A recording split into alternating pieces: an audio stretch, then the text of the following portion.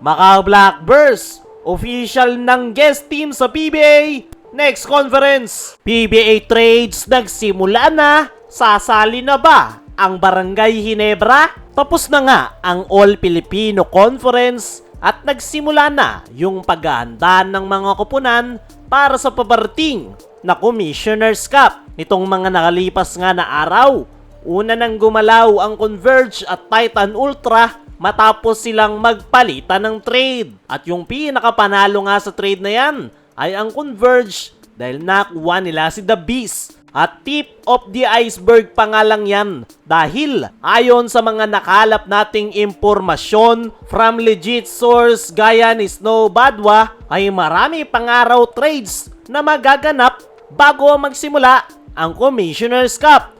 Mismong si Boss Snow Badwa ang nagbanggit niyan dahil pinaghahandaan nga raw ng mga koponan ang paparating na Commissioner's Cup. Yung mga notable teams nga na susunod ng gagalaw ay ang Magnolia Hotshots. Handa na nga raw bitawan ng Magnolia Management itong kanilang veteran bigman na si Ian Sanggalang. Hinahanapan na nga daw ito ng magiging trade partner at ang target nga raw ng Magnolia ay makakuha ng mga batang bigman dahil future na nila yung kanilang pinaghahandaan. Kumbaga, long-term plan na yung gusto ni L.A. Tenorio sa kanyang kupunan.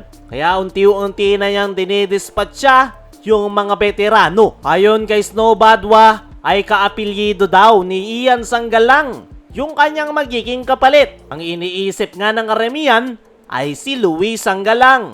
Marami rin yung nagsasabi na si Ken Mark Carino na lang. Meron ding nagsasabi na kuhanin na lang yung dalawa kapalit ni Ian Sanggalang. Sa San Miguel Beermen ay wala na nga daw masyadong magiging galaw dahil kakakuha lang ng All-Filipino Conference. Pero pagdating sa Barangay Ginebra ay sa ngayon ay tahimik pa nga ang Ginebra Management. Mismong si Coach Tim yung nagsabi nitong mga nakaraan na walang significant change na mangyayari sa kanyang kupunan maliban sa pagbabalik ni Brownlee at Isaac Go sa kanilang lineup. Pero marami ang naniniwala na gagalaw at gagalaw ang Barangay Ginebra pagdating sa trade dahil kakailanganin talaga nila ng big man sa paparating na Commissioner's Cup dahil mga higanteng imports yung kanilang makakaharap. Si Brownlee pa nga rin yung import ng Ginebra kaya normal lang na isipin ng mga fans na mayroong trade na magaganap sa Ginebra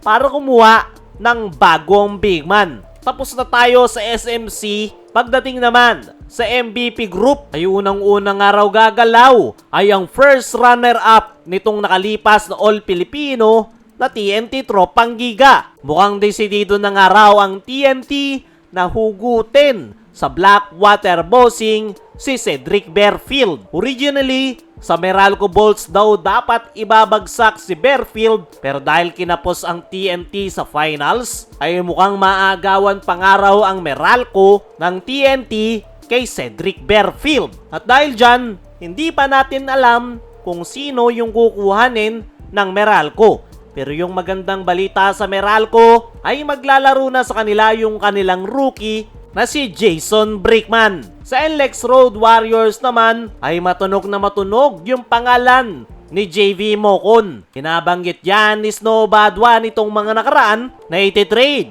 ng NLEX Road Warriors. Pagdating naman sa mga independent teams ay expected sa gagalaw ay ang Phoenix Fuel Masters. Pagdating naman sa Converge ay baka hindi na sila gumalaw dahil nakuha na nga nila si Calvin Abueva. Kaya mga chong, ano sa tingin nyo? Sinong mga kupunan pa yung gagalaw pagdating sa trades? Comment mo lang dyan sa ibaba. Dumako naman tayo dito sa kabilang balita. Macau Blackbirds, official ng guest team sa PBA next conference. Kahapon nga mga chong ay pumirma na ng Memorandum of Agreement ang Macau Blackbirds para maging guest team ng PBA sa Commissioner's Cup. At dahil dyan, kumpirmado at sigurado na Macau Blackbirds ang panibagong guest team ng PBA. Para sa akin mga chong, isang magandang balita yan dahil dagdag excitement nga yung dala netong Macau Blackbirds dahil isa rin silang competitive team. At tingnan natin kung ano yung kanilang ipapakita sa PBA. Kaya mga chong, ano ang masasabi nyo? Na kumpirmado na ang Macau Blackbirds next conference. Sino rin sa tingin nyo yung gagalaw sa trades? Comment mo lang dyan sa ibaba.